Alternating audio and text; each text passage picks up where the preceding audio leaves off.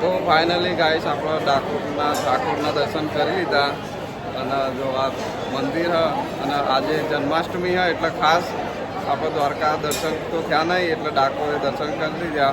બોલો દ્વારકાધીશની.